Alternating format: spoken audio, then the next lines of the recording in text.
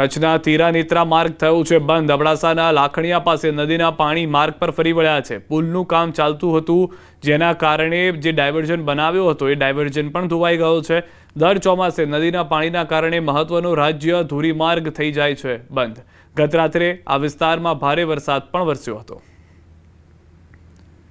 તો કચ્છમાં ભારે ગરમી અને ઉકળાટ બાદ વરસાદ। માંડવી મુન્દ્રા વિસ્તારમાં વરસાદ, માંડવી શહેરમાં વરસાદ, મુન્દ્રાના કણજરામાં વરસાદ બાદ પાણી વહી નીકળ્યા છે। જિલ્લામાં અન્યત્ર પણ પાણી જોવા મળી રહ્યું છે। વરસાદી માહોલ જે છે તે યથાવત જોવા મળી રહ્યો છે।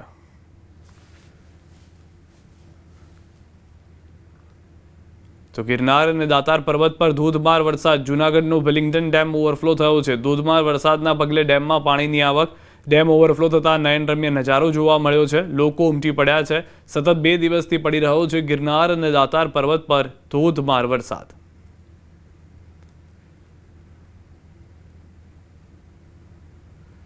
જૂનાગઢ શહેર અને જિલ્લામાં સતત બીજા દિવસે મેઘમહેર છે અને ત્યારે શહેરની મધ્યમાં આવેલો વિલિંગ્ડન ડેમ પ્રથમ વરસાદે જ ઓવરફ્લો થયો છે।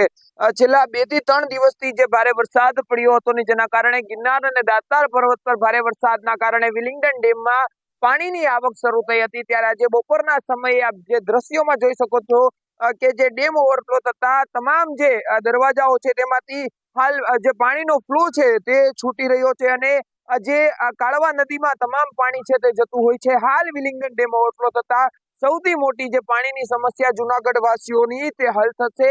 બીજી તરફ આ નયનરમ્ય નજારો જોવા પણ શહેરીજનો છે તે ઉમટી પડ્યા છે વિલિંગ્ડન ડેમ ખાતે। અને ખાસ કરીને વિલિંગ્ડન ડેમ એ જંગલની વચમાં આવેલું છે એટલે તેનું સૌંદર્ય આખું એ જે લીલોતરી છે તે છવાઈ ઉઠી છે અને હાલ વિલિંગ્ડન ડેમ ઓવરફ્લો થતા ખળખળ વહેતા ઝરણાઓના પણ અવાજ આવી રહ્યા છે।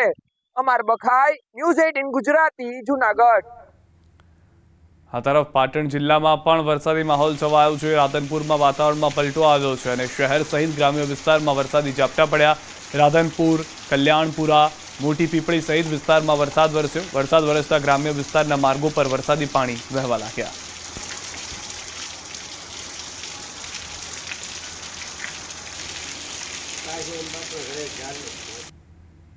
તો સૌરાષ્ટ્ર કચ્છમાં ભૂક્કા કાઢી શકે છે વરસાદ। આગામી 24 થી 36 કલાક વચ્ચે વરસાદનું જોર। પશ્ચિમ સૌરાષ્ટ્રમાં રહી શકે છે વરસાદનું જોર।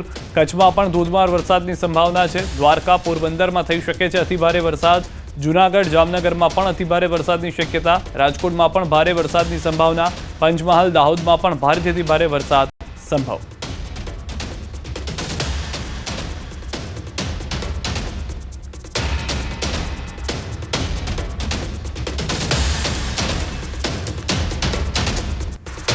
અન્ય સમાચાર પર નજર કરીએ। મહેસાણા દૂધસાગર ડેરીના બોર્ડ મીટિંગમાં હોબાળો। ચેરમેન અશોક ચૌધરીએ વાઇસ ચેરમેનને લાફો માર્યો હોવાનો આક્ષેપ। વાઇસ ચેરમેન યોગેશ પટેલ અને તેમનું જૂથ બી ડિવિઝન પોલીસ સ્ટેશન પહોંચ્યું છે।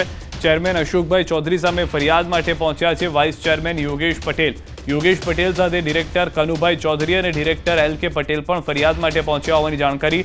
પ્રશ્ન પૂછાતા ચેરમેને ઉશ્કેરાઈ લાફો માર્યો હોવાનો આરોપ। ભાજપના મેન્ડેટથી બન્યા છે ચેરમેન અને વાઇસ ચેરમેન।